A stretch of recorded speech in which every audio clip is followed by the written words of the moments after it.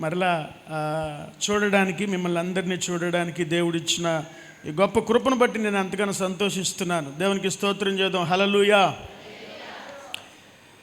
ఈరోజు కొద్దిసేపు దేవుని వాక్యం ధ్యానం చేసుకుందాం. మొదటి తెస్సలోనికీయులకు అపోస్తలుడైన పౌలు రాసిన పత్రిక.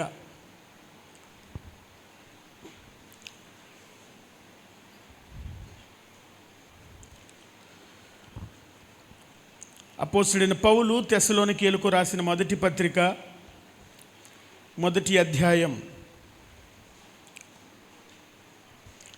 4వ వచనం నుంచి 10వ వచనం వరకు రాత్రికాల సమయంలో మనం ధ్యానం చేసుకుందాం. ఎలయనగా దేవుని వలన ప్రేమించబడిన సహోదరులారా,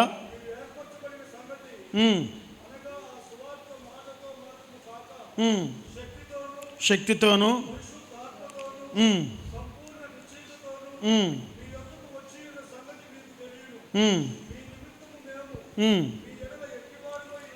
ఎట్టివారమై ఇంటిమో మీరు ఎరుగుదురు.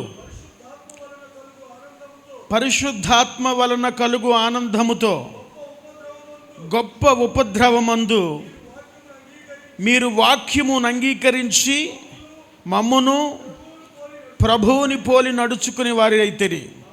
కాబట్టి మాసిదోనియాలోను అకయలోను విశ్వాసులందరికీ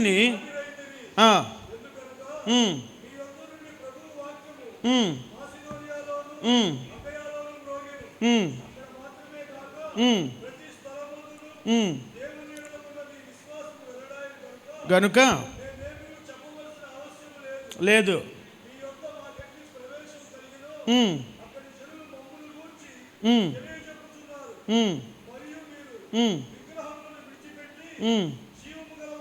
జీవము గలవాడును సత్యవంతుడునకు దేవునికి దాసులగుటకును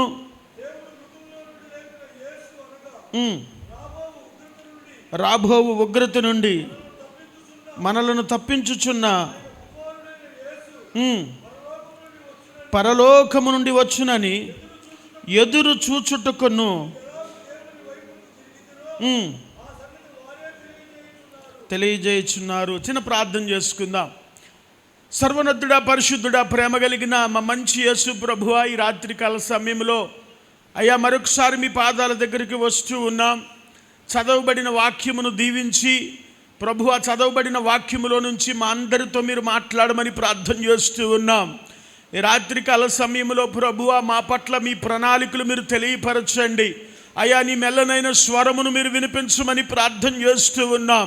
ఈరోజు ప్రభువా, మేమందరము నీ స్వరము వినేవారముగా మీరు సహాయము చేయండి. అయ్యా, మనుషుల స్వరము వినడానికి మేము ఇక్కడికి రాలేదు ప్రభువా, నీ స్వరము వినడానికి మేము ఇక్కడికి వచ్చాము. అయ్యా, నీ స్వరము చేత మా అందరితో మీరు మాట్లాడమని ప్రార్థన చేస్తూ ఉన్నాం. వాక్యానుసారమైన జీవితము ప్రభువా మేము జీవించినట్లుగా అయ్యా మీ యొక్క ఉద్దేశము చొప్పున జీవించినట్లుగా అయ్యా ఈ రాత్రికాల సమయంలో మా అందరితో మీరు స్పష్టముగా మాట్లాడమని ప్రార్థన చేస్తూ ఉన్నాం. అయ్యా, ఈ సమయంలో మా ప్రాణాత్మ దేహములను మీకు అప్పగిస్తూ ఉన్నాం. అయ్యా, మీకు స్తోత్రాలు. ఈ సమయంలో ప్రభువా, నీ వెలుగుని, నీ సన్నిధిని, నీ ప్రసన్నతను, అయ్యా నీ మహిమను ఈ ప్రాంతంలో ఉంచమని ప్రార్థన చేస్తూ ఉన్నాం. అయ్యా, ఈ సమయంలో ప్రభువా, పరిశుద్ధాత్మ సన్నిధి చేత మమ్మల్ని అందరిని మీరు బలపరచండి. అయ్యా, వాక్యము ధారాళముగా రాకుండా ఆపడానికి ప్రయత్నిస్తున్న ప్రతి విధమైన దుష్ట శక్తులను యేసు నామములో మేము బంధిస్తూ ఉన్నాం. అయ్యా, వాక్యము వెల్లడి అవుచు ఉండగా అయ్యా మా హృదయాలు మీరు తెరవండి. వాక్యమును అంగీకరించే వారముగా, వాక్యమును అర్థం చేసుకునే కృప అయ్యా మీరు మాకు దయచేయమని ప్రార్థన చేస్తూ ఉన్నాం. ఈ లోకములో మమ్మల్ని బ్రతికించేది ఏదైనా ఉన్నది అని అంటే అది కేవలము నీ వాక్యమే ప్రభువా. అతి బలమైన శక్తి కలిగిన వాక్యము చేత మీరు ఈరోజు మాతో మాట్లాడమని ప్రార్థన చేస్తూ ఉన్నాం. ఈ సమయంలో మా చెవులని, మా హృదయాలను తెరుస్తూ ఉన్నాం ప్రభువా. నిద్రాత్మను యేసునామములో బంధిస్తూ ఉన్నాం. కొన్ని నిమిషాలు మేమందరము నీ సన్నిధిలో మెలకుగా ఉండి వాక్యమును విని అర్థము చేసుకుని వాక్యము చప్పున నడిచే కృప మా అందరికీ మీరు దయచేయమని మమ్మల్ని మీ చేతులుగా అప్పగించుకుంటూ యేసయ్య ఉన్నతమైన నామములో ఈ ప్రార్థన అడిగి వేడుకుంటున్నాం మా ప్రియ పరలోకపు తండ్రి. ఆమేన్. హల్లెలూయా. దేవునికి స్తోత్రం చేద్దాం. హల్లెలూయా. మీరందరూ ఉపవాసాలు ఉన్నారు. 2 రోజుల నుంచి మీరందరూ ఉపవాసం ఉన్నారని నమ్ముతూ ఉన్నాను. మీరు ఉపవాసం ఉండి వేటి కొరకు మీరు దేవుని సన్నిధిలో ప్రార్థనలు చేయించు ఉన్నారో దేవుడు మీ ప్రార్థనలను అన్నీ సఫలపరచునుగాక. మీరు వేటి కొరకు ఎదురు చూస్తున్నారో, ఏదైతే జరగాలని ఆశపడుతూ ఉన్నారో, మరి అట్టి నిమిత్తం మీరు ప్రార్థనలు చేయించు ఉండగా దేవుడు ఆ ప్రార్థనలన్నీ అంగీకరించునుగాక. చాలామంది చాలాసార్లు ఉపవాసాలు చేస్తూ ఉంటారు. బైబిల్ గ్రంథంలో కూడా అనేక మంది భక్తులు ఉపవాసం చేసినట్లుగా మనం చూస్తూ ఉంటాం. మోషే గారు ఉపవాసం చేశారు, ఏలియా గారు ఉపవాసం చేశారు, యేసు ప్రభు వారు ఉపవాసం చేశారు. యేసు ప్రభు ఉపవాసం చేసిన సందర్భం ఏంటి చెప్పాలా? యేసు ప్రభు ఉపవాసం చేశాడా? ఏ సందర్భంలో చేశాడు? అయ్యా, బాప్తిస్మము పొందిన తరువాత. ఇంకొక మాటలో చెప్పాలి అని అంటే, ఆయన పరిచర్య ప్రారంభించడానికి ముందు ఆయన ఉపవాసం ఉన్నాడు. హల్లెలూయా, అవునా కదా? 40 రోజులు అరణ్యములో ఉపవాసము చేస్తూ ఆయన ఉపవాసము ముగించిన తర్వాత ఆయన పరిచర్యలోనికి వెళ్ళి ఆయన అనేక మంది శిష్యులను ఏర్పాటు చేసుకుని అనేక ప్రాంతాలలో బోధిస్తూ ఒక గొప్ప మహిమ కలిగిన సేవ చేశాడు. ఎన్ని సంవత్సరాలు చేశాడు? 3.5 సంవత్సరాల సేవలో అనేక మంది హృదయాలను ఆయన త్రిప్పగలిగాడు. దేవునికి స్తోత్రం. చాలామంది చాలాసార్లు ఉపవాసాలు చేస్తూ ఉంటారు. కొంతమంది ఉపవాసాలు చేస్తూ ఉంటారు. ఎందుకు చేస్తుంటారు? వాళ్ళ వ్యక్తిగత సమస్యలు తీర్చబడటానికి ఉపవాసాలు చేస్తూ ఉంటారు. కొంతమంది ఉపవాసాలు చేస్తూ ఉంటారు ఎందుకు? వాళ్ళు ఏదో ఆశిస్తూ ఉన్నారు, అవి వారి జీవితంలో, అవి వారి కుటుంబంలో నెరవేర్చబడాలని చేస్తూ ఉంటారు. కొంతమంది సేవకులు ఉపవాసం చేస్తూ ఉంటారు, వారి సంఘము క్షేమాభివృద్ధి జరగాలని చేస్తూ ఉంటారు. హల్లెలూయా. అయితే మీరు ఏ కోవకు సంబంధించి ఉపవాసం చేస్తున్నప్పటికీ నేను మనస్ఫూర్తిగా కోరుకునే విషయం ఏంటంటే, మీ ప్రార్థనలన్నీ దేవుడు ఆలకించునుగాక. ఈ రాత్రికాల సమయంలో మనందరితో కూడా దేవుడు తన వాక్యము ద్వారా మనతో మాట్లాడునుగాక. ఈ రాత్రికాల సమయంలో ప్రభు నా హృదయంలో ఉంచిన కొన్ని మాటలు మీతో చెప్పాలని ఇష్టపడుతూ ఉన్నాను. ఈ రాత్రికాల సమయంలో మీ మధ్యలోనికి ఒక సంఘాన్ని నేను తీసుకురావాలని ఇష్టపడుతూ ఉన్నాను. ఒక సంఘాన్ని మీకు పరిచయం చేయాలని ఇష్టపడుతూ ఉన్నాను. ఆ సంఘము ఎలా క్షేమాభివృద్ధి కలిగింది, లేకపోతే ఆ సంఘము ఏ రీతిగా జీవించింది, ఆ సంఘములో ఉన్న పరిస్థితులు ఎలాంటివి అనే విషయంలో ఒక సంఘాన్ని మీ మధ్యలోనికి ఈ రాత్రికాల సమయంలో నేను తీసుకురావడానికి ఇష్టపడుతున్నాను. ఆ సంఘము తెస్సలోనికియా సంఘము. చెప్పండి, మీ పక్కన చెప్పండి. మళ్ళీ నెక్స్ట్ ఇయర్ మీ పాస్టర్ గారు అడిగితే మీరు చెప్పాలి ఈ మాట. కనీసం టాపిక్ పేరైనా చెప్పాలా. ఏమని చెప్పాలా? తెస్సలోనికియా. ఈ రాత్రి మనం ఒక సంఘం గురించి నేర్చుకోబోతున్నాం. ఆ సంఘము పేరు తెస్సలోనికియా సంఘము. హల్లెలూయా. ఈ పట్టణం గురించి ఒక చిన్న ఇంట్రడక్షన్ మీకు ఇస్తా. ఈ పట్టణము అలెగ్జాండర్ ది గ్రేట్ తెలుసా మీ అందరికీ? అలెగ్జాండర్ మహాచక్రవర్తి తెలుసా? ఈ అలెగ్జాండర్ మహాచక్రవర్తి తండ్రి పేరు ఫిలిప్. ఈ ఫిలిప్కి ఈ పట్టణం అంటే చాలా ఇష్టం. అందుకని తన దగ్గర ఉన్న సైన్యాధిపతిని పిలిచి, నీవు ఈ పట్టణం మీదకి వెళ్ళి ఆ పట్టణాన్ని నీవు గెలిచి మన గ్రీకు సామ్రాజ్యాన్ని ఆ పట్టణంలో నీవు స్థాపించాలి, కాబట్టి నీవు యుద్ధం చేయమని వెళ్ళినప్పుడు కసండర్ అనే వ్యక్తి ఈ తెస్సలోనికియా పట్టణం మీదకి వెళ్ళి అక్కడ ఉన్న వారందరితో యుద్ధం చేసి ఆ పట్టణాన్ని గెలిచాడు. గెలిచి ఆ పట్టణానికి అప్పుడు ఉన్న పేరు సలోంకి. ఏం పేరు? సలోంకి. ఆ పట్టణమును గెలిచిన తర్వాత అక్కడ ఉన్న రాజుని బంధించిన తర్వాత ఆ పట్టణానికి పేరు మార్చేశాడు. ఏం పేరు మార్చాడు? తెస్సలోనికియా అని పేరు మార్చాడు. తిరిగి వచ్చి ఫిలిప్ గారితో చెబుతూ ఉన్నాడు, అయ్యా రాజా, నేను ఆ పట్టణాన్ని జయించాను. జయించటం మాత్రమే కాదు, ఆ పట్టణం యొక్క పేరును కూడా నేను మార్చాను. అవునా? ఏం పేరు పెట్టావు? అయ్యా, ఆ పట్టణానికి నేను తెస్సలోనికియా అని పేరు పెట్టాను. ఫిలిప్ గారికి వెంటనే అర్థమైంది. తన కుమార్తెనిచ్చి ఆ కసండ్రతో వివాహం చేశాడు. ఎందుకు అనంటే ఫిలిప్ గారి కుమార్తె పేరు తెస్సలోనికా. సో ఇతడు నా కుమార్తెను ప్రేమిస్తున్నాడు అనుకుంటా బహుశా అని చెప్పి, సరే యుద్ధంలో గెలిచి వచ్చాడు కదా, వీరుడు కదా, ఇతనికన్నా ఇంకెవరిని నా కూతురుని ఇవ్వగలనన్న ఉద్దేశంతో అతనికిచ్చి వివాహం చేశాడు. సో ఈ కసెండ్రి అనే వ్యక్తి సలోంకి అనే పేరు కలిగిన ఈ పట్టణాన్ని తెస్సలోనికే పట్టణముగా మార్చిన తరువాత నుంచి అది తెస్సలోనికే పట్టణముగా చలామణి అవుతూ ఉన్నది అన్నమాట. అయితే అసలు ఈ పట్టణంలోనికి సువార్త ఎలా వెళ్ళింది? అసలు ఈ పట్టణంలోనికి సువార్తను ఎవరు తీసుకువెళ్ళారు? అపోస్తలుల కార్యం 17వ అధ్యాయము కొన్ని విషయాలు మనం జ్ఞాపకం చేసుకుని మరలా ఈ సంఘం దగ్గరికి మనం తిరిగి వద్దాం. అపోస్తలుల కార్యము 17వ అధ్యాయము మొదటి వచనం.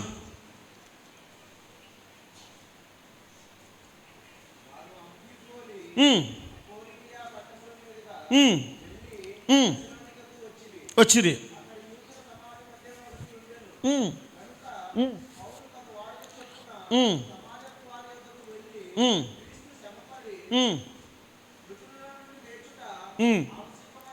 ఆవశ్యకమనియు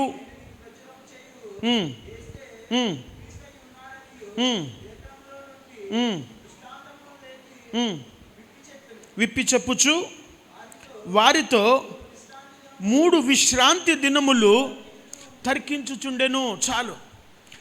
ఈ 17వ అధ్యాయంలో అపోస్తలుడైన పౌలు, అదేవిధంగా శీల, అదేవిధంగా తిమోతి వీరు ముగ్గురు కూడా తెస్సలోనికే పట్టణంలోనికి వెళ్ళారు.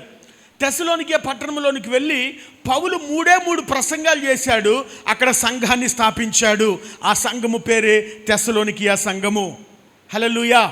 మీరు కింద వచనాలు చదివితే అక్కడ అనేక మంది గ్రీకులు, అనేక మంది యూదులు కూడా ఆ సంఘములో ప్రభువుని తెలుసుకుని, ప్రభువుని సొంత రక్షకుడిగా అంగీకరించి, వాక్యాన్ని నమ్మి బాప్తిస్మం తీసుకుని అక్కడ వారందరూ ఒక సంఘమును స్థాపించినట్లుగా మనం చూస్తూ ఉంటాం.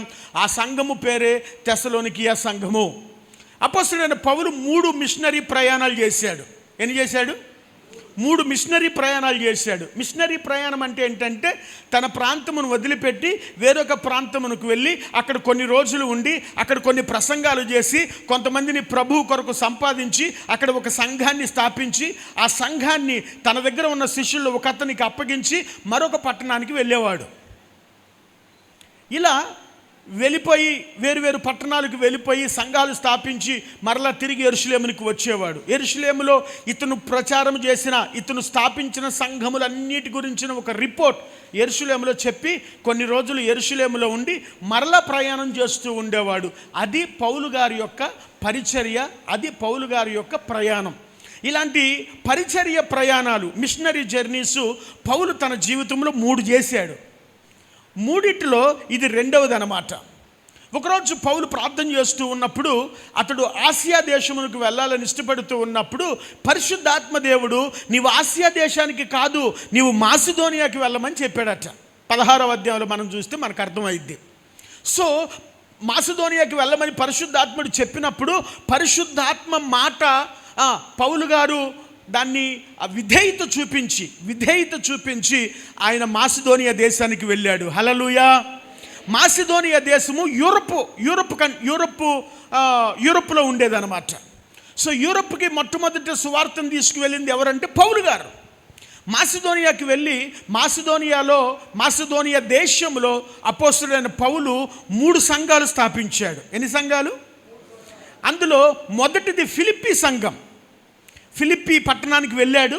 ఫిలిప్పీ పట్టణంలో లూదియా అనే స్త్రీతో దేవుని వాక్యం చెప్పినప్పుడు లూదియా వాక్యమును అంగీకరించి తన కుటుంబం అంతా కూడా రక్షణలోనికి వచ్చారు.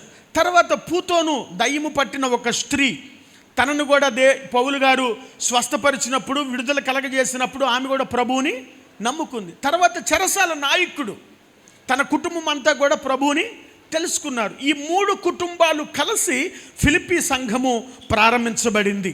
అది అయిపోయిన తర్వాత అపోస్తలుడైన పౌలు తెస్సలోనికియాకు వచ్చాడనమాట. తెస్సలోనికియాకు వచ్చి తెస్సలోనికియాలో ఉన్న సమాజ మందిరములో ఆయన 3 ప్రసంగాలు చేశాడు. ఎన్ని ప్రసంగాలు చేశాడు? 3 ప్రసంగాలు చేసేసరికి అక్కడ ఒక సంఘం అనేది ఏర్పాటు చేయబడింది. అక్కడి నుంచి బెరయా వెళ్ళి బెరయాలో ఇంకొక సంఘాన్ని స్థాపించాడు. మాసిదోనియా సంఘంలో పౌలు గారు 2వ మిషనరీ ప్రయాణంలో 3 సంఘాలని స్థాపించాడు. ఇప్పుడు మనం చదువుకున్న వచన భాగాల దగ్గరికి వద్దాం. తెస్సలోనికియా సంఘము అని అంటే అపోస్తలుడైన పౌలుకి చాలా ఇష్టం.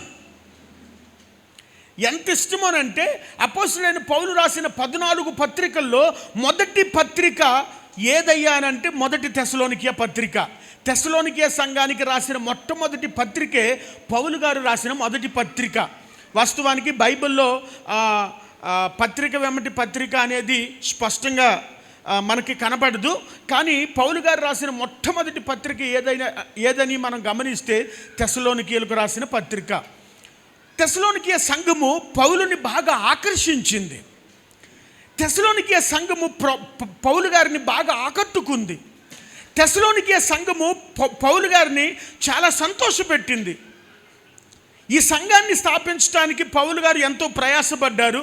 అక్కడ ఉన్న అనేక మంది గ్రీకు ప్రజలతో, యూదులతో వాదించి వాక్యమును ప్రకటించి ఎంతో కష్టపడి అక్కడ ఒక సంఘాన్ని స్థాపించిన తరువాత ఆ సంఘము చేయుచున్న పనులు పౌలు గారిని చాలా సంతోషపెట్టాయి. హల్లెలూయా. ఒక దైవజనుడు ఎప్పుడు ఆనందంగా ఉంటాడో తెలుసా? ఒక దైవజనుడు సంతోషంగా ఎప్పుడు ఉంటాడో తెలుసా? సంఘము పెరిగినప్పుడు కాదు, సంఘము చేయు పనులను బట్టి ఒక దైవజనుడు ఆనందంగా ఉంటాడు. ఒక సంఘము ఆధ్యాత్మిక కోణంలో నడుస్తూ ఉన్నప్పుడు, ఆధ్యాత్మిక స్థితిలో నడుస్తూ ఉన్నప్పుడు, దేవుని వాక్యము చొప్పున నడుస్తూ ఉన్నప్పుడు సంఘమును చూసి సంతోషించే వాళ్ళల్లో ఎవరైనా ఉన్నారు అని అంటే అది దైవజనుడు మాత్రమే. ఎందుకు? దైవజనుడి ఆలోచన ఎప్పుడు ఎలాగుంటుందంటే, ప్రతి దైవజనుడి యొక్క ఆలోచన తన సంఘమును శుద్ధీకరించబడాలి, అది పరిశుద్ధంగా ఉండాలి, సంఘమంతా దేవునిలో ఎదగాలి, సంఘమంతా దేవుని కొరకు, దేవుని రాజ్యం కొరకు జీవించాలి అనే ఆలోచనలు ఎప్పుడు కూడా సేవకుడు కలిగి ఉంటాడు. ఈ సంఘము పట్ల పౌలు గారు ఈ సంఘములో పత్రిక రాస్తూ అని అంటాడు, మీ గురించి నేను ఎల్లప్పుడూ ప్రార్థన చేస్తున్నాను, మీ గురించి నేను సంతోషంగా ఉన్నాను, మీ కొరకు నేను ప్రార్థనలు, కృతజ్ఞతాస్తుతులు, యాచనలు, విజ్ఞాపనలు చేస్తున్నాను. I'm happy with your church. మీ సంఘమును బట్టి నేను సంతోషంగా ఉన్నాననే గొప్ప సాక్ష్యము పౌలు ఈ పత్రిక గురించి, ఈ సంఘమును గురించి చెబుతూ ఉంటాడు. ఒక దైవజనుడు ఈ సంఘముని గురించి సంతోషపడుతున్నాడు అంటే అది ఓకే. కానీ దేవుని గురించి రాయబడిన మాట 1వ అధ్యాయం 4వ వచనంలో మనం చదువుకున్నాం. ఏలయనగా దేవుని వలన ప్రేమింపబడిన సహోదరులారా. చూడండి, ఒక్క నిమిషం ఇక్కడ ఆగుదాం. ఇక్కడ రాయబడిన మాట దేవుని వలన ప్రేమింపబడిన సంఘం ఈ సంఘం. హల్లెలూయా. ఏమంటే ఎంత గొప్ప టెస్టిమనీయో కదా, ఎంత గొప్ప సాక్ష్యమో కదా. ఆ సంఘం అంట, తెస్సలోనికే సంఘము దేవుని వలన ప్రేమింపబడిందంట. దేవుడు ప్రేమిస్తున్న సంఘం, దేవుడు ప్రేమిస్తూ ఉన్న సంఘం తెస్సలోనికే సంఘం. ఎందుకు దేవుడు ఆ సంఘాన్ని ప్రేమిస్తూ ఉన్నాడు?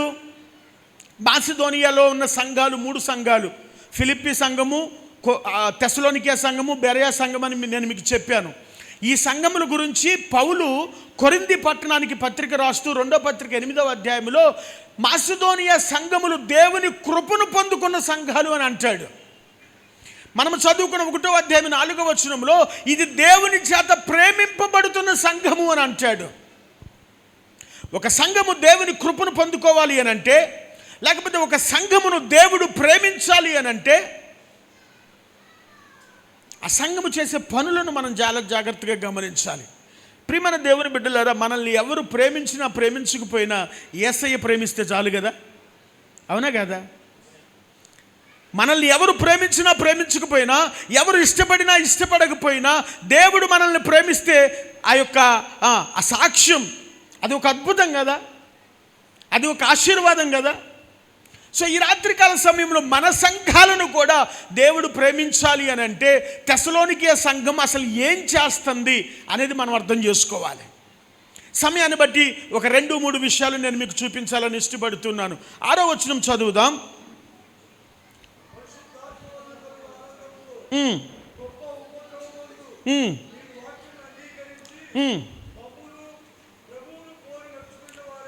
హల్లెలూయా.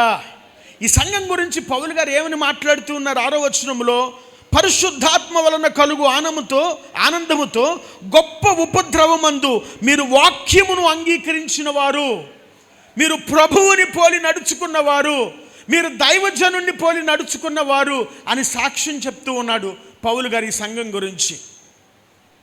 ప్రియమైన దేవుని జనాంగం, ఈ సంఘం అంట వారు ఎదుర్కొన్న ఉపద్రవాలు, వారు ఎదుర్కొన్న శ్రమలు, వారు ఎదుర్కొన్న సమస్యల్లో వారు సంతోషంగా జీవిస్తూ ఉన్నారట. గొప్ప ఉపద్రవం వచ్చినప్పుడు ఎవరైనా సంతోషంగా ఉంటారా?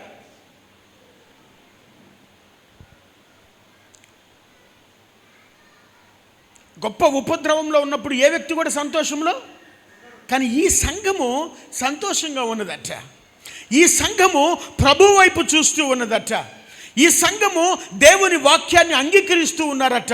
ఈ సంఘము దేవుని వాక్యాన్ని హత్తుకున్నారు, దేవుని వాక్యాన్ని వారు పట్టుకున్నారు, దేవుని వాక్యము చొప్పున నడుస్తూ ఉన్నారు, దైవజనుడిని పోలి నడుస్తూ ఉన్న సంఘం ఈ సంఘం.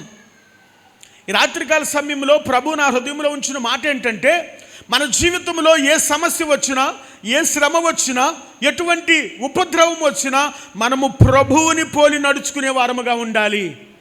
దైవజనుడిని చూచే వారముగా మనం ఉండాలి. దైవజనుడా,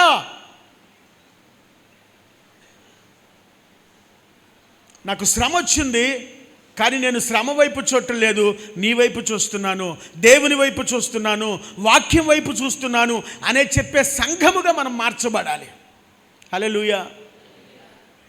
శ్రమలు రావు అని బైబిల్ ఎప్పుడు చెప్పదు, చెప్పిద్దా? కష్టాలు రావు, ఇబ్బందులు రావు అని చెప్పదు ఎప్పుడు కూడా. కానీ బైబిల్ నేర్పించే పాఠం ఏంటంటే, మన శ్రమలో మనము దేవుని వైపు చూడాలి, మన ఇబ్బందుల్లో మనము దేవుని వైపు చూడాలి, మన ఉపద్రవములు, మనకు వచ్చిన ఉపద్రవంలో దేవుని వైపు మనం చూడాలి. ఎప్పుడైతే దేవుని వైపు మనము చూడగలుగుతామో, ఆ యేసయ్య వైపు మనము చూడగలుగుతామో, అప్పుడు ఏం జరిగిద్ది? మనకు సంతోషము కలుగుతుంది, మనకు ధైర్యము కలుగుతుంది. మీలో చాలామందికి తెలిసే ఉంటుంది, మత్తయి సువార్త 14వ అధ్యాయంలో పేతురు నీళ్ళ మీద నడవాలని ఇష్టపడుతూ ఉంటాడు. ఒకసారి చూద్దాం.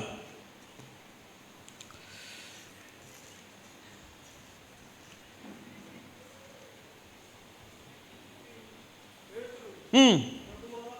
28వ వచనం.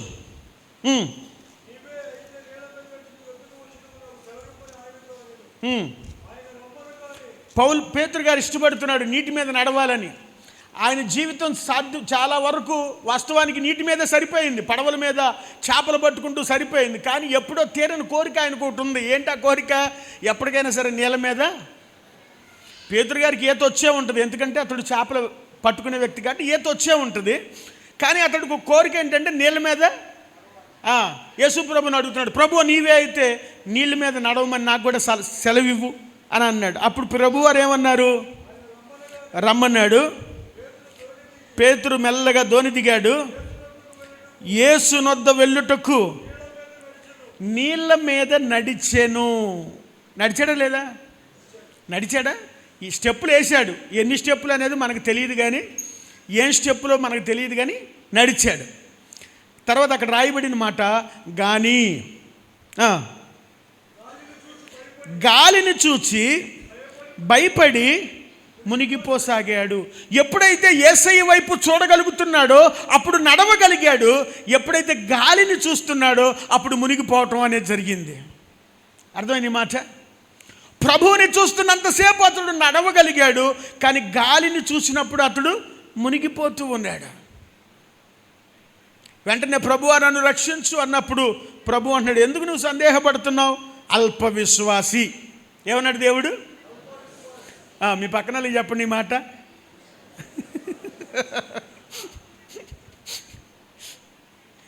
మీరేమనాలి? మీ పక్కన వాళ్ళకి ఆ మాట చెబితే, నేను అల్ప విశ్వాసిని కాదు, నేను అధిక విశ్వాసిని అని చెప్పాలా? ఇప్పుడు ఏం చెబుతారు మీ పక్కన వాళ్ళకి?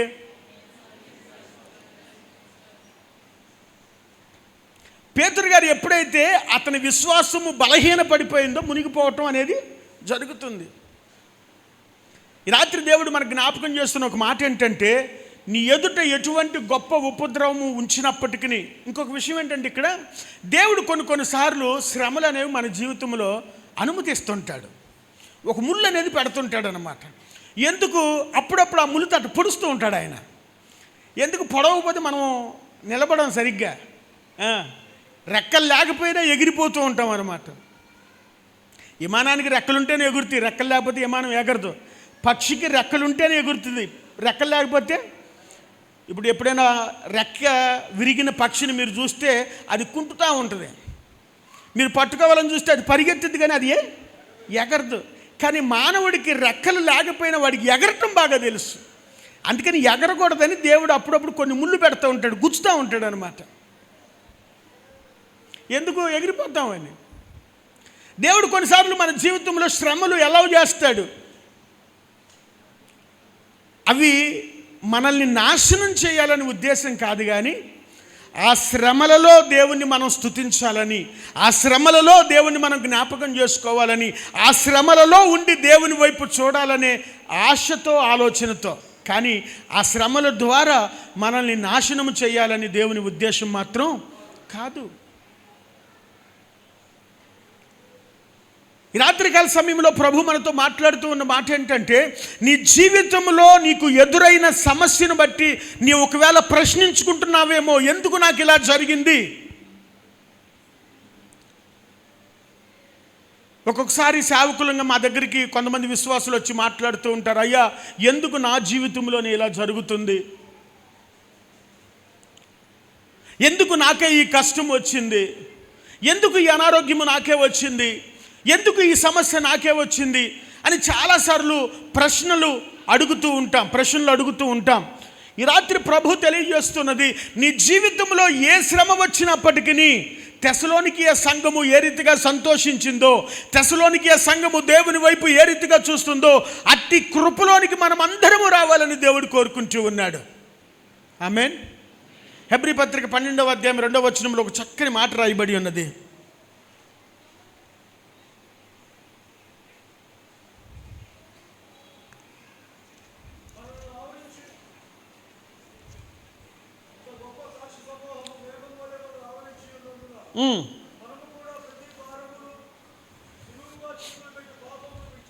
పాపములను విడిచిపెట్టి విశ్వాసమునకు కర్తయు దానిని కొనసాగించువాడునైనా యేసు వైపు చూచుచు, ఎవరి వైపు చూడాలట? యేసు వైపు చూచుచు ఓపికతో పరిగెత్తాలట. నీ జీవితంలో ఎటువంటి సమస్య ఉన్నా, నీ జీవితంలో ఎటువంటి ఉపద్రవం ఉన్నా నీవేం చేయాలి అని అంటే, ఆ శ్రమను బట్టో, ఆ ఉపద్రవం బట్టో నీవు ఆగిపోవటము కాదు, నీవు కృంగిపోవటము కాదు, నీవు నలిగిపోవటము కాదు, నువ్వు విచారణతో నీవున్న చోటే కుప్ప కూలిపోవటము కాదు. నీవు లేవాలి, యేసు వైపు చూడాలి, పరుగు పందెంలో నీవు ఓపికగా పరిగెత్తాలి. ఎందుకు యేసు వైపు చూడమంటున్నాడు భక్తుడు? ఎందుకు యేసు వైపు చూడమంటున్నాడు? అదే వచనంలో ఉంటుంది. ఓపికతో పరిగెత్తుదము ఎందుకు చూడమంటున్నాడు అంటే, ఆయన అంటే యేసుక్రీస్తు తన ఎదుట ఉంచబడిన ఆనందము కొరకై అవమానమును నిర్లక్ష్యపెట్టి, బహుమానము కోసం లేకపోతే ప్రతిఫలము కొరకు, ఆనందము కొరకు అవమానాలని, సిలువలను అన్నిటిని కూడా ఆయన సహించాడు. దేవునికి స్తోత్రం, హల్లెలూయా. నేను నమ్ముతాను, దేవుడు అనుమతించిన ప్రతి శ్రమ వెనుకాల ఒక గొప్ప ఆశీర్వాదాన్ని ఆయన దాచి ఉంచుతాడు.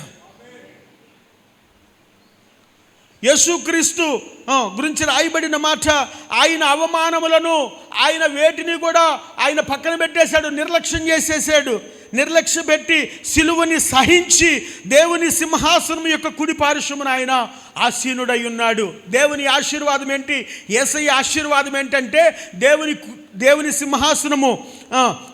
సింహాసనం యొక్క కుడి పార్శ్వమున ఆయన ఆసీనుడై ఉండుట. ఆ స్థితిలోనికి ఆయన వెళ్ళడానికి, ఆ స్థానంలోనికి వెళ్ళి కూర్చోవడానికి, దేవుని కుడి పార్శ్వమందు యేసుక్రీస్తు కూర్చోవడానికి ఆయన ఎదుట ఉంచబడిన సిలువని ఆయన సహించాడు.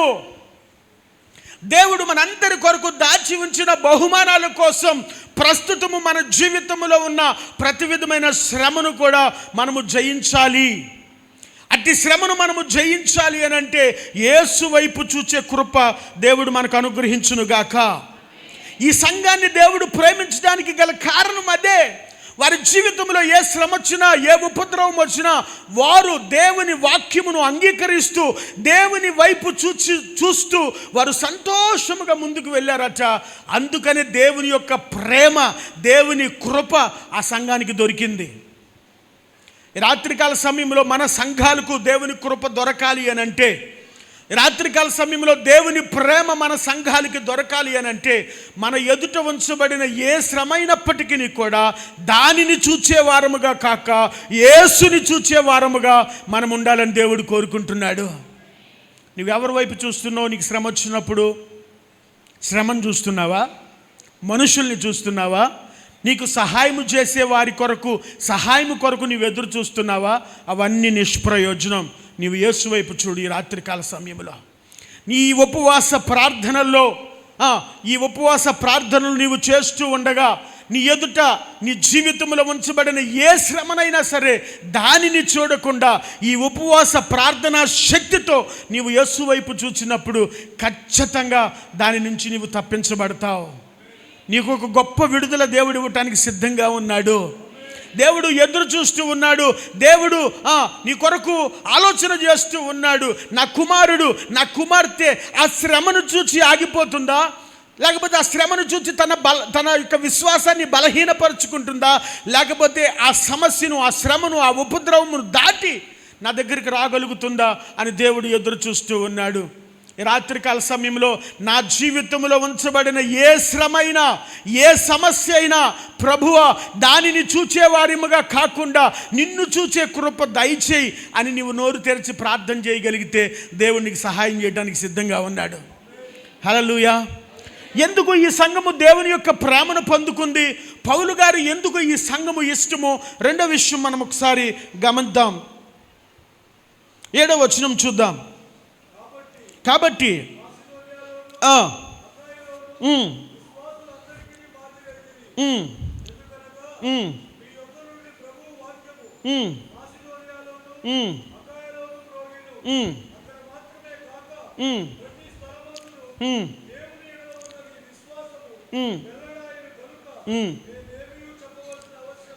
హల్లెలూయా. అర్థమైంది ఈ మాట? ఎంతమందికి అర్థమైంది ఈ మాట? ఈ సంఘం చేయించున్న రెండవ పని ఏంటో తెలుసా? మొదటి పని ఏంటి? సంఘం చేస్తుంది వాళ్ళకి ఎంత గొప్ప ఉపద్రవం వచ్చినా, ఆ పదం చాలా పెద్ద పదం అండి.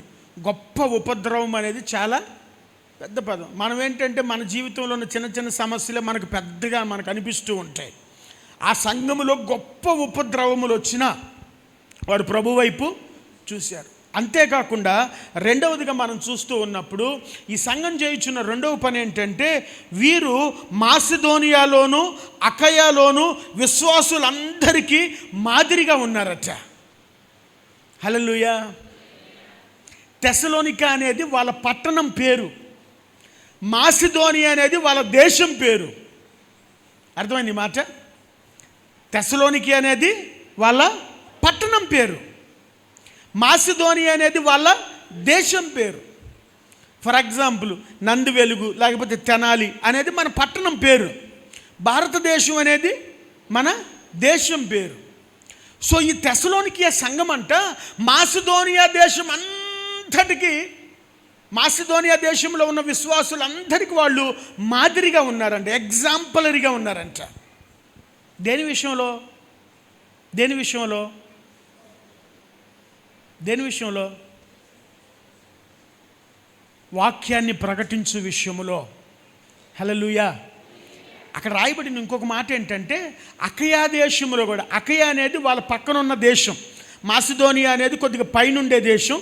మీరు బైబిల్లో వెనక వైపున మ్యాప్స్లో కూడా చూసుకుంటే మీకు అర్థమైద్ది.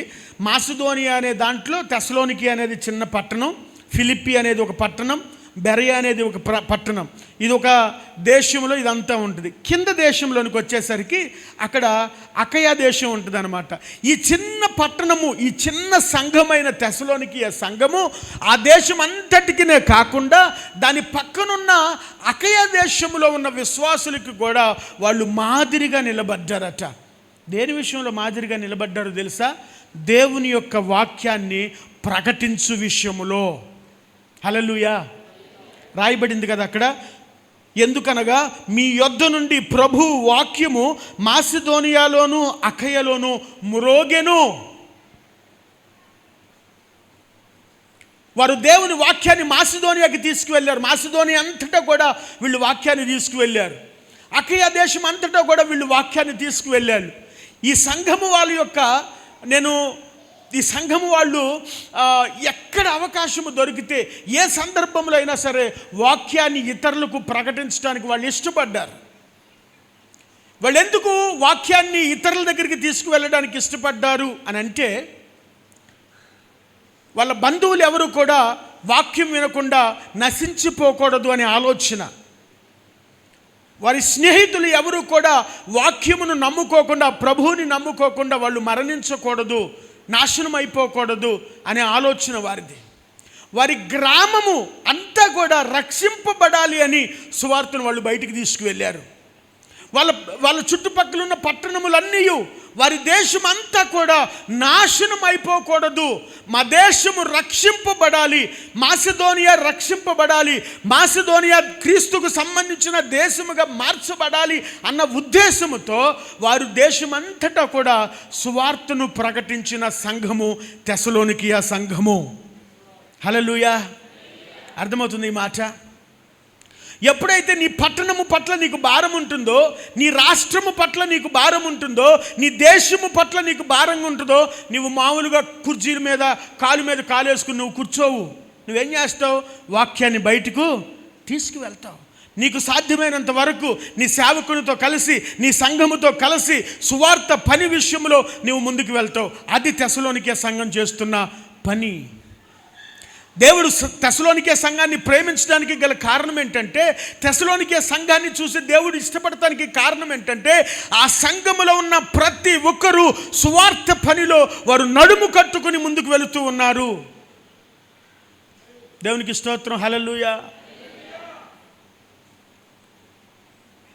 ఎవరైతే నశించిపోవు ఆత్మల పట్ల భారము కలిగి జీవిస్తారో వారిలో ఒక మంట ఉంటుందన్నమాట.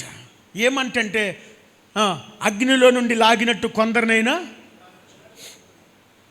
నీకెప్పుడైతే నశించిపోవు ఆత్మల పట్ల భారం ఉంటుందో నువ్వేం చేస్తావంటే, అగ్నిలోనికి వెళ్లకుండా వారి యొక్క కాలరు పట్టుకుని వెనక్కి లాగుతావు. నీకు ఒకవేళ అటువంటి భారం లేకపోతే పక్కనే నిలబడి, వెళ్తున్నావా, వెళ్ళు, ఇదే రోడ్డు ఇటు వెళ్తే లోపలికి వెళ్ళిపోతావు, అగ్నిలోనికి వెళ్ళిపోతావని మనం పంపించగలుగుతాం. అదే భారం ఉన్నోడు ఏం చేస్తాడు? పట్టుకుని వెనక్కి లాగుతాడు. అలా లాగమని వాక్యం కోరుతూ ఉన్నది. అటువంటి భారం కలిగిన వారముగా మనం ఉండాలని దేవుడు కోరుకుంటూ ఉన్నాడు. రక్షణ పొందిన మనము అనేక మందిని రక్షణలోనికి తీసుకురావాలని దేవుడు కోరుకుంటూ ఉన్నాడు. హల్లెలూయా. ఇందాడు పాలరాజు గారు ఒక చక్కని మాట అన్నారు కదా, గొర్రె ఇంకొక గొర్రెను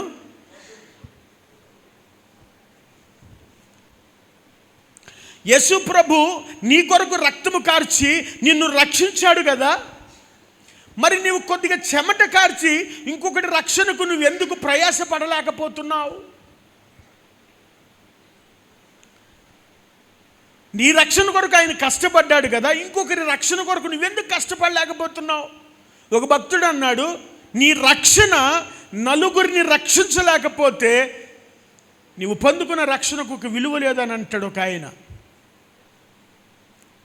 దేవుడు కోరుకునేది ఏంటంటే, దేవుడు ఎవరిని ఎక్కువగా ప్రేమిస్తాడంటే తన రాజ్యం కొరకు ప్రయాసపడే వారిని దేవుడు ప్రేమిస్తాడు. హల్లెలూయా. అర్థమైంది ఈ మాట? ఒక కంపెనీలో ఆ కంపెనీ కొరకు పనిచేసే స్టాఫ్ పట్ల యజమాని సంతోషంగా ఉంటాడా ఉండడా? ఒక అరగంట ముందెళ్ళి ఒక అరగంట ఆలస్యం అయ్యేదాకా పని చేస్తే ఇష్టపడతాడు? ఇష్టపడతాడు.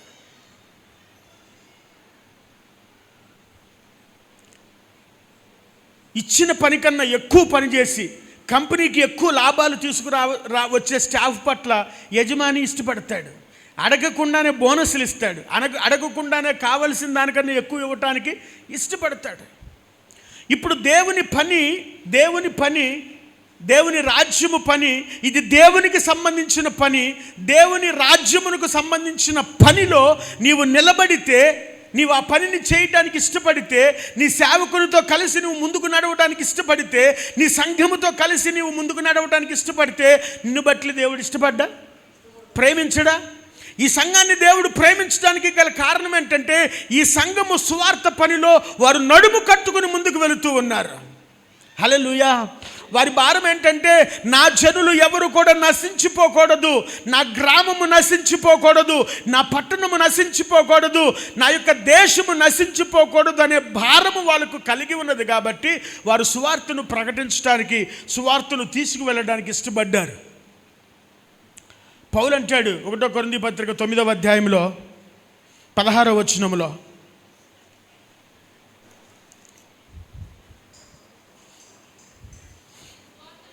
నేను సువార్తను ప్రకటించుచున్నాను.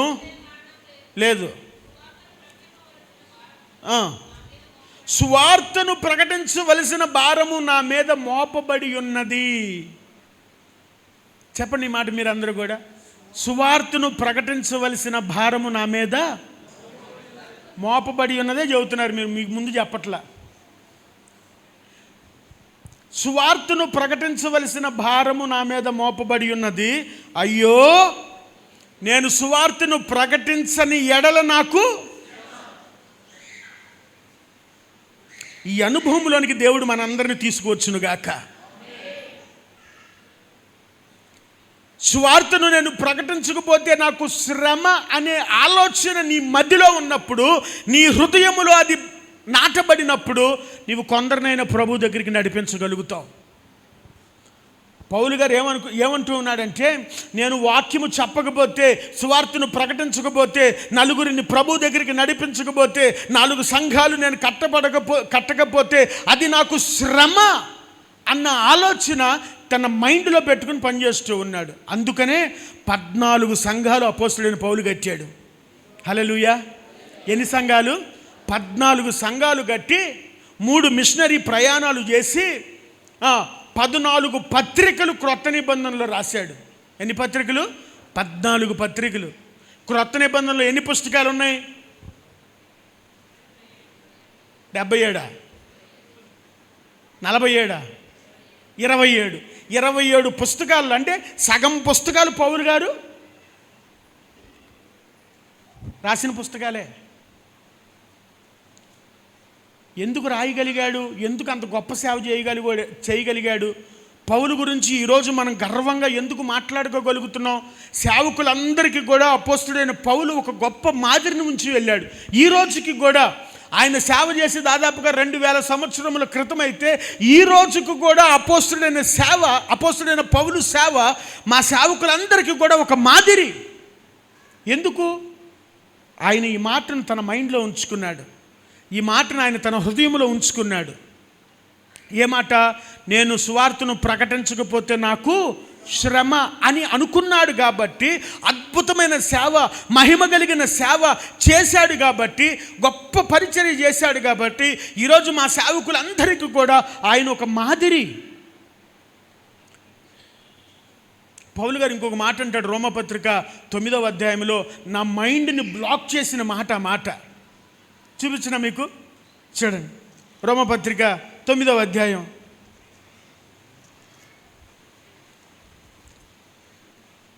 1, 2, 3 వచనాలు.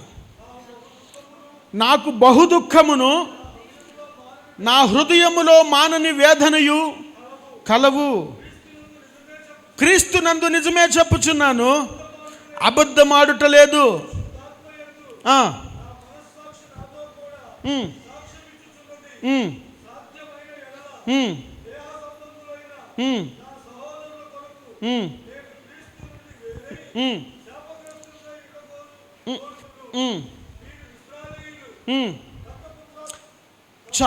చాలు. ఇక్కడ రాయబడిన మాట, దేహ సంబంధులైన నా సహోదరుల కొరకు నేను క్రీస్తు నుండి వేరై శాపగ్రస్తుడినై ఉండగోరుదును. ఈ మాట చదివినప్పుడు నాకు మైండ్ బ్లాక్ అయిందన్నమాట. ఈ మాట గురించి నేను మెడిటేట్ చేస్తూ ఉన్నప్పుడు పరిశుద్ధాత్మ దేవుడు నాకు నేర్పించిన పాఠం ఈ వచనాలలో ఏంటంటే, కొంతమందిని, దేహ సంబంధమైన నా సహోదరులను, లేకపోతే కొంతమంది జనులను ప్రభు వైపు త్రిప్పడానికి, ప్రభు దగ్గరకు తీసుకురావడానికి, రక్షణలోనికి నడిపించడానికి, ఒకవేళ నా మీదకి శాపం వచ్చినా, ఒకవేళ నేను నశించిపోయినా నాకు పర్వాలేదు. మీకు ఎంతవరకు ఈ పదం అర్థమైందో నాకు తెలియదు. కొంతమంది రక్షణలోనికి రావడానికి నేనేమైపోయినా పర్వాలేదు అంటున్నాడు పౌలు గారు. యేసు ప్రభు కూడా అదే కదా చేసింది. నా ప్రాణం ఇవ్వటానికైనా నేను సిద్ధం, నా ప్రజలను రక్షించడానికి నా ప్రాణం ఇవ్వటానికి కూడా సిద్ధపడి ఆయన ఈ లోకానికి వచ్చాడు. ఎందుకు యేసు ప్రభు ఈ లోకానికి వచ్చాడు? ఆయన ఈ లోకానికి వచ్చింది పరిశుద్ధంగా జీవించటానికి, పరిశుద్ధమైన ఆ యొక్క అమూల్యమైన రక్తాన్ని మనందరి కొరకు చిందించటానికే కదా. పౌలు గారు కూడా ఏమంటున్నాడంటే, జనులు రక్షణ కొరకు, కొంతమంది రక్షణ కొరకు నేను చనిపోయినా పర్వాలేదు, శాపగ్రస్తుడునైనా పర్వాలేదు అని పౌలు గారు అంటూ ఉన్నాడు. కొంతమందిని రక్షణలోనికి నడిపించడానికి మనం ఏమైపోయినా పర్వాలేదు అనే ఆలోచనలోనికి మనం రావాలి. మరలా ఈ మాట చెప్తున్నాను, మనం కొంతమందిని ప్రభువులోనికి నడిపించడానికి మనం ఏమైపోయినా పర్వాలేదు అనే ఆలోచనలోనికి మనం రావాలి. ఒకరోజు మావిటివాడు ఏనుగుని పెంచేవాడు ఉంటాడు కదా, అతని మావిటివాడు అని అంటారు కదా. ఈ మావిటివాడు ఒకరోజు తన ఏనుగు గొప్పదనం గురించి ఊరిలో చెబుతూ ఉన్నాడట. నా దగ్గర ఉన్న ఏనుగు నేను ఏది చెప్పినా సరే చేస్తుంది, మంచి ఏనుగు. ఆ ఏనుగు ప్రదర్శన మీరు చూడాలనుకుంటున్నారా, రండి అని చెప్పి ఒకరోజు అందరిని పిలిస్తే అందరు వచ్చారట. వచ్చినప్పుడు ఏనుగు వీళ్ళందరికీ దండం పెట్టాను, కానీ అది లేచి అందరికీ దండం పెడుతుందంట. అందరికీ నమస్కారం చేయమంటే నమస్కారం చేస్తుంది, డ్యాన్స్ వేయంటే డ్యాన్స్ వేస్తుంది. అప్పుడు ఈ మావిటివాడు అన్నాడు, అదిగో నీకు అక్కడ ఒక చెట్టు కనబడుతుంది కదా, బలమైన చెట్టు, నీ తొండంతో ఆ చెట్టుని లేపి, అదిగో అక్కడ ఒక గుంట ఉంది కదా, ఆ గుంటలో పెట్టు అన్నాడట. వెంటనే మావిటివాడు చెప్పిన మాటకు తలూపి ఆ చెట్టు దగ్గరికి వెళ్ళి ఆ చెట్టుని కౌగలించుకుని తన తొండంతో లేపిందంట. అది బాగా బలమైన చెట్టు, తొండంతో గట్టిగా లేపిందంట. అందరూ అనుకుంటున్నారంట ఇది చేయలేదు, దీనివల్ల అది అవ్వదు, అది చాలా పెద్ద చెట్టు. ఎప్పుడు చెట్టు అది? మా తాత ముత్తాతలు బతికినప్పుడు చెట్టు అది, ఈ ఏనుగు తీయలేదని అనుకుంటున్నారు అందరూ. అది వెళ్ళి తొండంతో పట్టుకుని గట్టిగా లేపితే వేరులతో సహా అది పైకి వచ్చిందంట. అందరూ చప్పట్లు కొట్టారంట. అప్పుడు ఈ మావిటివాడు అంటున్నాడట, ఈ చెట్టుని తీసుకువెళ్ళి నువ్వు ఆ గోతులో పెట్టానంగానే ఆ ఏనుగు వెళ్ళిపోతూ ఆ గోతి దగ్గరికి వెళుతూ ఉందంట. అందరూ చప్పట్లు కొడుతున్నారంట. ఎప్పుడైతే ఆ గోతి దగ్గరికి వచ్చిందో, ఆ గొయ్యి దగ్గరికి వచ్చిందో, అది గోతులో పెట్టకుండా పక్కన పెట్టిందంట ఏనుగు. అందరు నవ్వుతున్నారంట. ఇదేంటి గోతులో పెట్టింది అనుకుంటే పక్కన పెట్టింది. ఈ మావిటివాడి కోపం వచ్చేసింది. ఒక కర్రను తీసుకుని ఆ కర్ర చివరిలో ఒక మేకును పెట్టి ఆ కొరడా తయారు చేసి బాగా అందరు నవ్వేసరికి అది అతను అవమానంగా ఫీల్ అయ్యి ఆ ఏనుగుని పిచ్చగొట్టుడు కొట్టాడట. పాపం ఏనుగుకి కొట్టినప్పుడు ఆ మేకు దెబ్బ లేకపోతే ఆ యొక్క కొరడా దెబ్బ తెలియదు, కానీ దాని తోలు ఊడిపోతూ రక్తం కారుతూ ఉందంట. ఆ రక్తపు మడుగుల్లోనే ఏనుగుతో మాట్లాడుతున్నాడంట, నీకు ఇంకొక అవకాశం ఇస్తున్నా, నీవు లే, ఆ చెట్టును పట్టుకో, ఆ గుంటలో పెట్టు, ఇది నా ప్రెస్టేజ్ విషయం అంటున్నాడంట. ఆ రక్తపు మడుగుల్లో నుంచే ఆ ఏనుగు పైకి లేచింది, మరలా చెట్టును పట్టుకుంది, మరలా గోతి దగ్గరికి తీసుకువెళ్ళింది. ఆ గోతులో పెడదామనేసరికి గోతులో పెట్టకుండా పక్కన పెట్టేసి మళ్ళా వచ్చేసింది. దీనికి నేను అవకాశం ఇచ్చినా ఇది నా మాట వినలేదు అని ఈసారి ఉత్తకబాదుడు బాధాడట. రక్తమంతా ఏరులై పారుతుందంట. పాపం చూస్తున్న వాళ్ళు కూడా చాలా జాలి వేసి, ఎందుకు కొడతావు, అది వినకపోతే వినకపోయిందిలే, కొట్టద్దు, అది చచ్చిపోబోతుంది, అది ఒంటి ఊపిరిదైపోయింది, బలమంతా కోల్పోయింది, దయచేసి నువ్వు కొట్టబాక అని అందరు కేకలు పెడుతున్నా సరే వీడి కోపము విపరీతమైన కోపంతో దాన్ని బాగా కొట్టేశాడు. ఈసారి చెప్తున్నాడు, ఈసారి కానీ నువ్వు పెట్టకపోతే నిన్ను చంపేస్తా. ఏనుగు లేచింది. ఈసారి నడకలో కొద్దిగా తేడా వచ్చింది. అడుగు వేసుకుంటూ ఆ చెట్టు దగ్గరికి వెళ్ళింది. బలహీనంతోనే ఆ చెట్టును లేపింది. ఆ చెట్టును ఆ గోతికాడికి తీసుకువెళ్ళింది. ఈసారి ఆ గోతికాడ మరలా లోపల పెట్టకుండా మరలా పక్కన పెట్టి ఈసారి అదేం చేసిందంటే తన పెద్ద తొండంతో ఆ గోతిలో నుంచి ఒక చిన్న కుక్క పిల్లను బయటకు తీసి ఆ కుక్క పిల్లను బయట పెట్టి ఈ చెట్టును లోపల పెట్టి అది పడిపోయి చనిపోయిందంట. అది ఎందుకు ఆ చెట్టుని ఆ గోతిలో ఫస్ట్ టైం సెకండ్ టైం పెట్టలేదని అంటే, పెడితే ఆ కుక్క పిల్ల లోపలే ఉండి చనిపోతుందనే ఆలోచనతో ఆ ఏనుగు ఏం చేసింది, తన ఒంటి మీద దెబ్బలు పడుతున్నా రక్తం కారుతున్నా ఆ కుక్క పిల్లను, చిన్న కుక్క పిల్లను కాపాడాలనే ఉద్దేశంతో అదేం చేసింది, చివరికి తన ప్రాణాన్ని.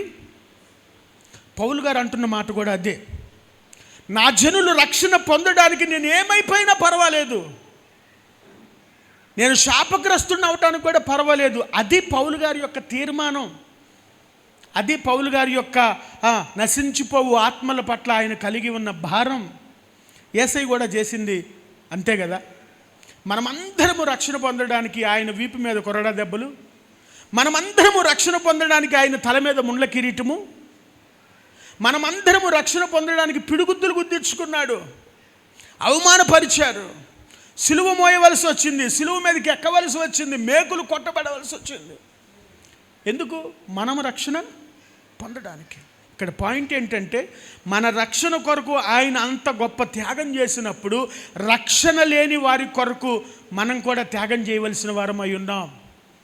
ఈ సంఘము చేస్తున్న పని, తెస్సలోనికయ సంఘము చేస్తున్న పని ఏంటంటే, వారి దేశమును కాపాడుకోవాలని, వారి పట్టణములను కాపాడుకోవాలని, వారి జనులను నరకములోనికి వెళ్లకుండా, పాతాళ లోకములోనికి వాళ్ళు వెళ్లకుండా ఉండాలని వాక్యమును ప్రకటించిన సంఘము తెస్సలోనికయ సంఘము. అట్టి కృప దేవుడు మన సంఘములకు కూడా అనుగ్రహించునుగాక. మన సేవకుని భారంతో మనం పంచుకునే వారముగా, మన సేవకుడు సంఘము పట్ల, గ్రామము పట్ల, పట్టణముల పట్ల, దేశము పట్ల ఎటువంటి ఆలోచనలు, ఉద్దేశములు కలిగి ఉన్నాడో వాటిని కనుగొని సేవకునితో కలిసి ఆ భారాన్ని పంచుకునే కృపలోనికి మనం అందరం కూడా రావాలి.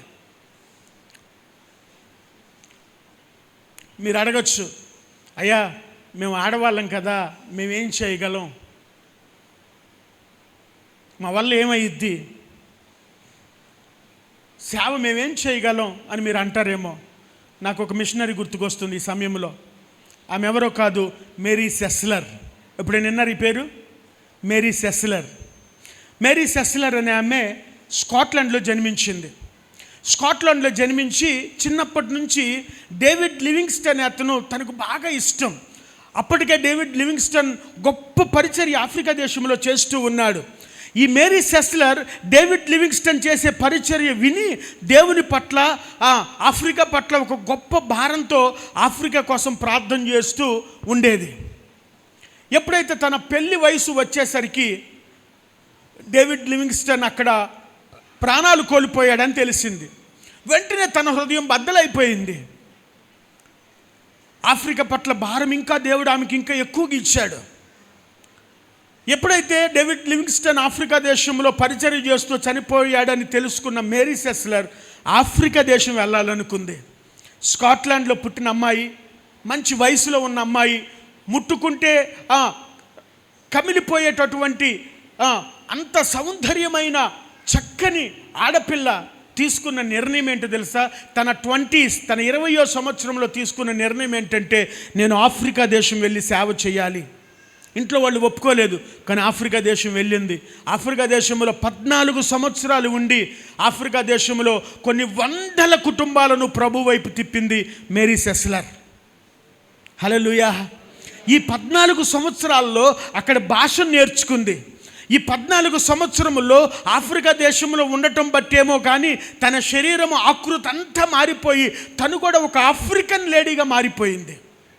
తన శరీరము మంచి యవ్వనస్తురాలుగా ఉన్న ఆమె ఒక స్కెలిటన్గా, ఒక అస్థిపంజరముగా తన శరీరం అంతా కూడా అయిపోయింది. శరీరము సహకరించినప్పటికీ కూడా ఒక మహిమ కలిగిన అద్భుతమైన పరిచర్య చేసిన స్త్రీ మేరీ సెస్లర్.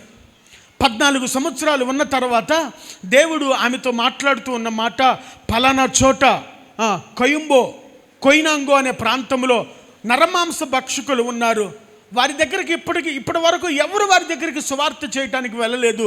మేరీ సెస్లర్ నువ్వు వాళ్ళ దగ్గరికి వెళ్ళాలి అన్నప్పుడు ఆ శరీరము సహకరించినప్పటికీ కూడా వారి దగ్గరికి వెళ్ళింది. వారు అనుకున్నారు ఆమె శరీర ఆకృతిని చూసి, ఆమె శరీర కలర్ ఆ నల్లటి రంగులోనికి మారిపోయేసరికి ఈమె కూడా మా యొక్క ఆఫ్రికా అమ్మాయి అని చెప్పి అనుకున్నారు. నరమాంస భక్షకుల మధ్య 7 సంవత్సరాలు ఉండి ఆ యొక్క తెగలో ఉన్న వారందరినీ కూడా ఆ స్త్రీ ప్రభు వైపు నడిపించింది. హల్లెలూయా. ఒక స్త్రీ ఒక దేశాన్ని కదిలించగలిగింది. ప్రియమైన దేవుని జనాంగమా, సువార్త పని చేయాలి, నశించిపోతున్న ఆత్మల పట్ల భారము కలిగిన సంఘానికి దేవుడు ఖచ్చితంగా తోడుంటాడు. నశించిపోయే ఆత్మల పట్ల ఏ సంఘం అయితే భారము కలిగి ఉంటుందో ఆ సంఘాన్ని దేవుడు ప్రేమించువాడిగా ఉన్నాడు. తెసలోనికే సంఘాన్ని దేవుడు ప్రేమించడానికి గల రెండవ కారణం ఏంటంటే, నశించిపోయే ప్రజల పట్ల ఈ సంఘము భారము కలిగి ఉన్నది కాబట్టి వారు వాక్యమును ప్రకటించేవారు. మూడో విషయం ఈ సంఘం గురించి చెప్పి నేను ముగించాలని ఇష్టపడుతూ ఉన్నాను.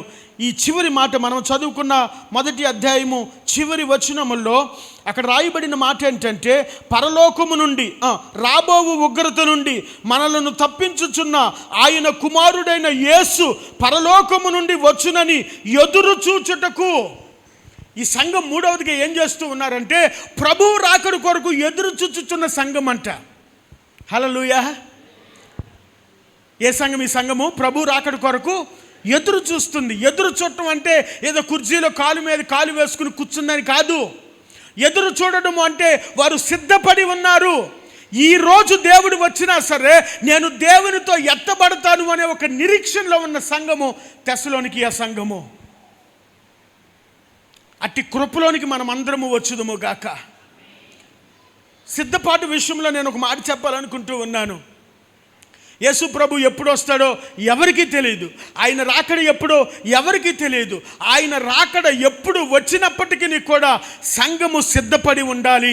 సిద్ధపడిన సంఘము తెస్సలోనికే సంఘముగా మనకు కనబడుతూ ఉంటుంది. ఈ రాత్రికాల సమయంలో ప్రభు మనకు తెలియజేస్తున్న మాట ఏంటంటే, ఈ ఉపవాస దినములు మీ జీవితాలను ప్రభు రాకడ కొరకు సిద్ధపాటు కలిగేటట్లుగా మీరు చేసుకోవాలి. హల్లెలూయా. ఈ ఉపవాస ప్రార్థనలు అదేదో మన శారీరక అవసరతల కొరకు, మన కుటుంబ అవసరతల కొరకు, లేకపోతే మన సమస్యల కొరకు మాత్రమే కాకుండా ఈ ఉపవాస ప్రార్థనలు మన దేశ క్షేమము కొరకు, మన దేశంలో సువార్థీకరణ జరగటానికి, మన దేశము రక్షణ పొందడానికి, నేను దేవుని కొరకు సిద్ధపాటు కలిగి జీవించాలి అనే ఉద్దేశము చొప్పున ఈ ఉపవాస ప్రార్థనలు మనం మలుచుకున్నప్పుడు దీనివల్ల ఒక ప్రతిఫలం అనేది మనం చూస్తాం. ఈ సంఘము యేసయ్య నీవెప్పుడొచ్చినా సరే మేము సిద్ధంగా ఉన్నాం, వీఆర్ రెడీ అని చెప్పగలుగుతుంది. ఈరోజు ప్రభువు వస్తే నీవు సిద్ధంగా ఉన్నావా ప్రభుతో కలిసి వెళ్ళడానికి? మీ అందరికీ 10 మంది కన్యకుల ఉపమానం బాగా తెలుసు. 5 బుద్ధి కలిగిన కన్యలు, 5 మనం ఏ జాబితాలో ఉన్నాం? ఏ జాబితాలో ఉన్నాం? సిద్ధపడిన కన్యక జాబితాలో ఉంటే ప్రైజ్ లార్డ్. ఒకవేళ సిద్ధపడనటువంటి జాబితాలో ఉంటే సిద్ధపాటు కలిగి ఉండాలి. అది దేవుడు కోరుకుంటూ ఉన్నాడు. ఈ సంఘాన్ని దేవుడు ప్రేమించడానికి కారణం ఏంటంటే వీరు సిద్ధపాటు కలిగి ఉన్నారు, వీరు ఎదురు చూస్తున్నారు. యేసయ్య రాకడ కొరకు ఎదురు చూస్తున్న సంఘము, సిద్ధపాటు కలిగిన సంఘము. ప్రభువుని తెలుసుకుని సిద్ధపాటు లేని నీ జీవితంలో కన్యకులు 10 మందికి తెలుసు యేసు ప్రభు రాబోతున్నాడని, అవునా కాదా? 10 మంది కన్యకులు యేసు ప్రభు గురించి తెలుసు, ఆయన రాకడ రాబోతుందని తెలుసు. కానీ 5 సిద్ధపడ్డారు, 5 సిద్ధపడలేదు. నువ్వే జాబితాలో ఉన్నావు ఈరోజు నీకు తెలుసు. ఒకవేళ సిద్ధపడని పరిస్థితిలో నీవు ఉంటే, ప్రభువా సిద్ధపాటు నాకు కలుగుచేయి, ప్రభువా పరిశుద్ధత నాకు కలుగుచేయి, ప్రభువా నీ రాకడకు ఎత్తబడే వ్యక్తిగా నన్ను చేయి ప్రభువా నీవు ప్రార్థన చేయాలి. ఎంత భక్తి చేసి విడవబడితే ఏం ప్రయోజనం? ప్రభు ఈ రాత్రి వచ్చాడు. ఒకవేళ ఎడవబడిన గుంపులో మనం ఉంటే, మనం చేసిన భక్తి, మనం చేసిన ప్రయాస, మనం చేసిన దాన ధర్మాలు, మనం ఖర్చు పెట్టిన ప్రతి రూపాయి, దానివల్ల అంతా కూడా నిష్ప్రయోజనమే. నువ్వు ఏది చేసినా నువ్వు సిద్ధపాటు కలిగి ఉండకపోతే దానివల్ల నీకు ప్రయోజనము లేదు. రాత్రి ప్రభువుని అడుగుదామా? ప్రభువా నాకు సిద్ధపాటు మనసు దయచేయి, ప్రభువా నన్ను పరిశుద్ధపరచు, ప్రభువా నీకు ఆయాసకరమైనది ఏదైనా నాలో ఉంటే తీసివేయి, నన్ను కడుగు, శుద్ధీకరించు, ప్రక్షాళన చెయ్యి అని రాత్రి మనం ప్రభువుని అడిగితే దేవుడు మన పట్ల కృప చూపించగలడు, కార్యము చేయగలడు. లేచి నిలబడదామా?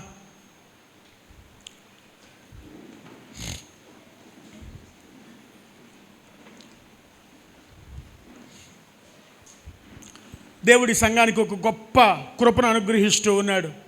ఈ ఉపవాస దినాల్లో మన జీవితాలను మనం పరీక్షించుకుని, ఈ ఉపవాస దినాలలో, ఈ వ్రత దినాలలో, ఈ ఉపవాస దినాలలో మనల్ని మనము పరీక్షించుకుంటూ ప్రభు సన్నిధిలో మనం ముందుకు వెళ్దాం.